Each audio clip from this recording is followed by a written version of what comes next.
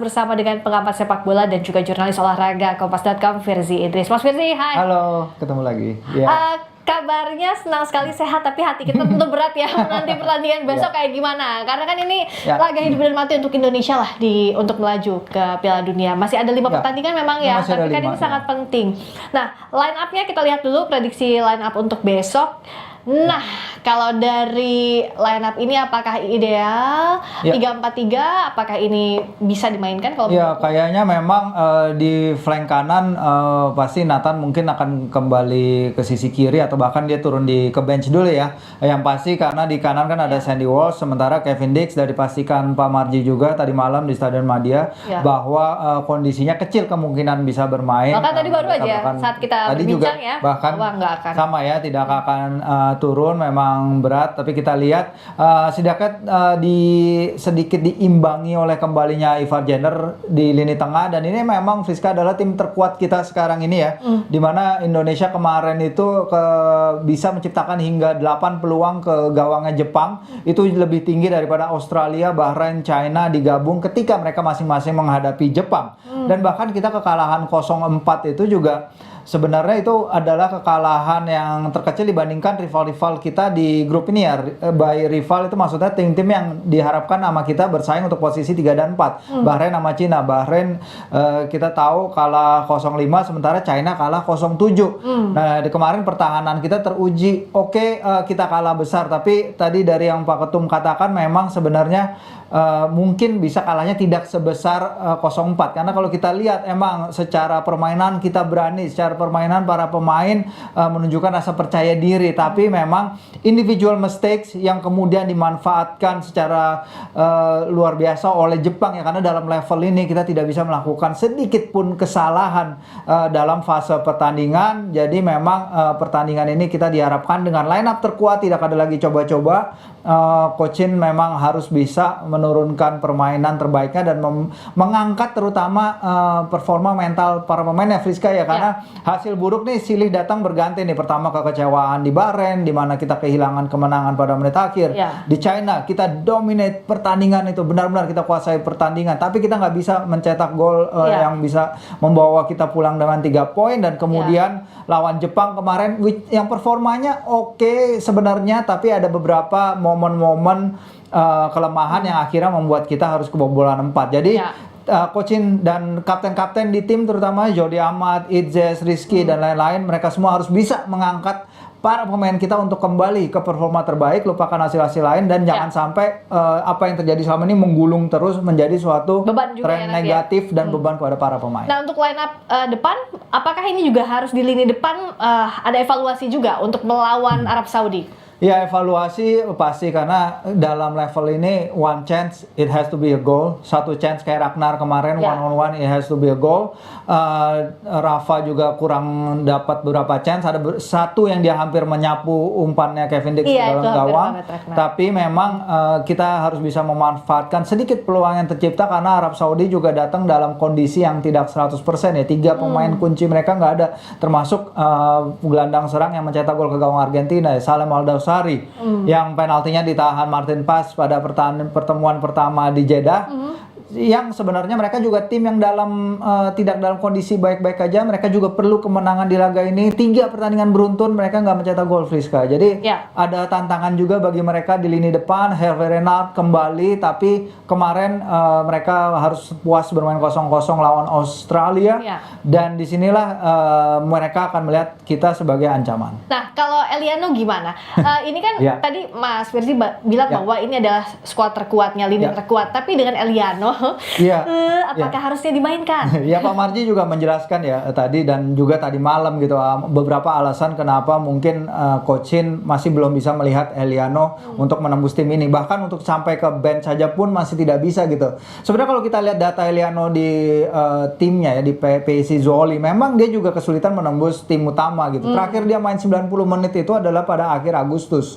Tapi apakah hal itu berarti sama sekali dia nggak bisa untuk duduk di bench? Apalagi dia versatile. Dia bisa main di bek kanan, dia bisa main di penyerang kiri. Saya tanya ke dia, kamu tuh nyaman main di mana? Lebih enak jadi penyerang apa jadi pemain bertahan? Dia bilang sama aja, cuman bedanya mungkin tanggung jawab bertahan lebih kuat. Dan kemarin Pak Marji juga bilang bahwa Eliano mungkin salah satu pertimbangannya ya, walaupun katanya masih bisa dikatakan bersaing, tapi mungkin adalah satu pertimbangannya mungkin adalah fisik yang akhirnya dipantau oleh para tim kepelatihan Shin Tae-yong bahwa mungkin secara fisik mungkin dibandingkan dengan pemain-pemain lain dari Eropa masih belum sebanding gitu ya. Tapi Pak Marji masih bilang ya kita lihat nih bagaimana sesi latihan terakhir. Kalau misalnya Eliano bisa menarik perhatian coach Shin dan tim kepelatihannya, menurut saya dia akan jadi suatu sosok yang diperlukan karena kita perlu menyerang Arab Saudi dalam transisi, kita perlu memberikan mereka kejutan juga. Mereka bukan tim yang dalam kondisi baik-baik saja saat ini. Oke, kita akan lihat bagaimana juga strategi antara pelatih Shin Tae-yong dan juga Renard. Coba kita lihat. Nah, dengan masuknya lagi Renard menggantikan Mancini, bagaimana kansnya dan apa yang diwaspadai oleh Shin Tae-yong? Iya, kalau kita bicara soal Renard, pelatih yang membawa Arab Saudi menang atas Argentina di Piala Dunia kemarin, semua udah pada tahu itu ya. Dan memang dia itu sebenarnya dari awal nggak mau ninggalin kursi kepelatihan Arab Saudi, tapi ketika itu timnas wanita Prancis memanggilnya untuk ke Olimpiade Paris, dia tidak bisa menolak panggilan, tapi dia selalu merasakan ada koneksi lebih, ada ikatan lebih bersama para pemain Arab Saudi dan juga para fans Arab Saudi. Jadi memang tekanan di dia untuk mendapatkan hasil juga, tapi yang pasti bagi coach Shin pertandingan nanti akan sangat-sangat penting karena tadi Pak Ketum juga sudah bilang bagaimana pertandingan nanti akan menjadi basis dari evaluasi besar-besaran itu. Oke, artinya kalau dibandingkan dengan laga pertama waktu itu dipegang Mancini, ini bisa jadi lebih berat dong untuk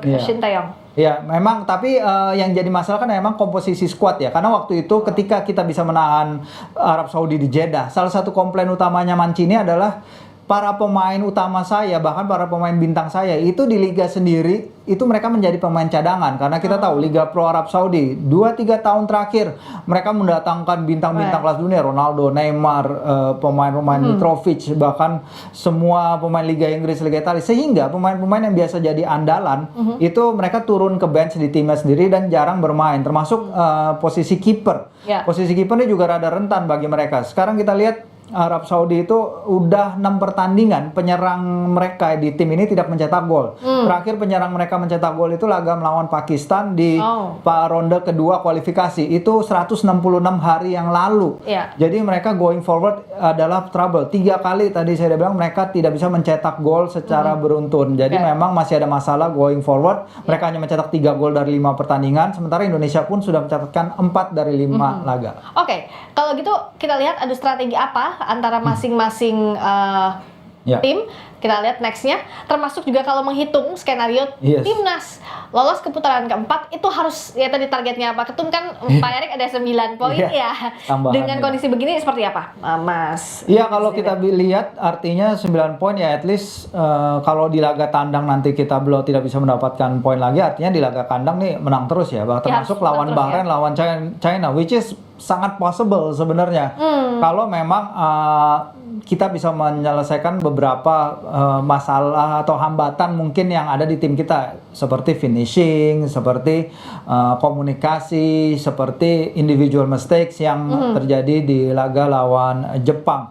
9 poin bukan hal yang tidak mungkin ya, walaupun kita tahu sesama negara Asia Tenggara yang pernah lolos ke putaran ketiga ini, Friska, maksimal adalah mendapatkan 4 poin. Itu kalau tidak salah Vietnam ya, di antara yang 2018 sampai 2022. Jadi memang tambahan 9 poin dari yang kita punya sekarang 3 memang adalah unheard of di level Asia Tenggara gitu. Kita akan mendobrak barrier yang sangat besar, mendapatkan suatu angka poin 12 yang artinya adalah 3 kali lipat dari perolehan terbaik negara Asia Tenggara sebelum ini, yaitu Vietnam. Nah tadi kalau ada satu problem juga yang komunikasi, Pak Sumarji di dialog sebelumnya kan bilang bahwa sudah ada dialog hati ke hati antar para pemain, ini bisa jadi pintu masuk yang baik nggak sih Mas untuk besok? Iya, seharusnya memang ada dialog seperti itu ya, karena tim lagi kondisinya tidak baik-baik aja. Makanya tadi saya bilang kita tuh perlu leader-leader di ruang ganti ini untuk step up, bikin para pemain lain to feel better, untuk membuat tim ini lebih kompak, lebih padu, pemain yang punya karakter besar di ruang ganti, Sandy Walsh, Jody Amat, pemain paling senior di skuad kita, harus bisa membuat tim ini lebih padu lagi, karena memang kalau tim yang fragmented, tim yang terpecah-pecah tidak bisa mendapatkan hasil apa-apa. Dan kita lihat memang di pertandingan ronde kualifikasi Piala Dunia kan timnas selalu kedatangan tim baru, pemain-pemain baru kan setiap windownya, dan itu juga jadi masalah komunikasi yang harus dipecahkan, karena Verdong juga bilang kemarin, iya oke, pemain ini menambah kualitas, tapi dia nggak mau memungkiri bahwa sedikit-sedikit tapi ada ini mereka harus komunikasi, membangun komunikasi lagi, mengerti satu sama lain dengan pemain-pemain lain, tapi mereka adalah pemain-pemain kelas Eropa yang seharusnya bisa mengatasi tantangan-tantangan seperti itu. Oke, kita fingers crossed untuk besok, semoga bisa menampilkan performa terbaik lawan Arab Saudi, karena gimana pun juga ya sekarang beban harapan ada di pundaknya timnas ya Mas, kita sudah sejauh ini untuk melangkah.